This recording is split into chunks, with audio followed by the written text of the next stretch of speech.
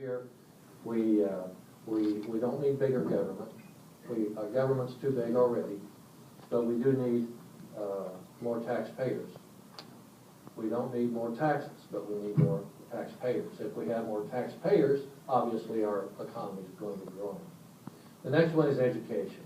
I believe we have 4 children, 16 grandchildren. I'm really into education. Every child in the state of Kansas ought to be afforded the opportunity for a quality education. And I believe that the schools need to be adequately funded so they can provide that quality education. I've said before, I would like to see, and I've talked to some of the folks in education, some of the school administrators, some of the teachers, but I personally would like to see more dollars in the classroom. Lastly, I think public safety is very, very important in our community. As sheriff, people visit me before they move to the Topeka. Businesses would come in, ask what the crime rate was in our community, in our city, in the county.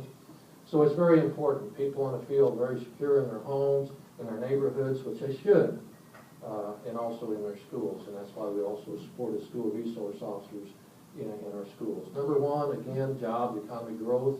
2, education, and 3, public safety. Top 3 priorities for the state are jobs, jobs, jobs. How do we get there, though? How do we create jobs? How do we stimulate job growth in this particular state? We do it first, through an educated workforce. It's vitally important that we continue to invest in our education system, from early childhood straight through our higher education, and particularly, as has been mentioned, our technical education, which has been a demand that businesses have been asking for a long time. I think the other thing that's vitally important to create jobs and stabilize jobs is predictability. We need regulatory certainty within this state. We don't need to be changing the rules by which you play every other year. We need to set things in place and keep them there so that you know what's coming. We also have to have a balanced and fair tax policy that works. We just passed a very radical and very impractical tax cut in the state that essentially will bankrupt our state if we don't turn around and reverse that. Low taxes sound really good, and I believe in them when they're balanced. This state has a property tax problem. It does not have necessarily an income tax problem. We need to go back and adjust that. The bill that we passed will do a number of things.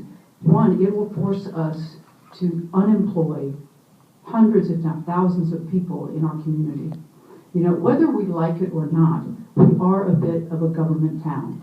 About 25% of the people in the city of Topeka, county of Shawnee, work for government, whether it's on the federal level, the state level, or the local level, providing essential services to our citizens. The more of those who are unemployed, the fewer of those are your customers who can come into your stores and buy your goods or take advantage of your services. The third thing that I really strongly believe in on the state level is fiscal responsibility. I have authored and tried to push through a constitutional amendment that would create a rainy day fund so that Kansas would set aside surplus funds, part of the surplus funds, so that we never ever have to go through the kind of drastic cuts that we've done for the last 4 years.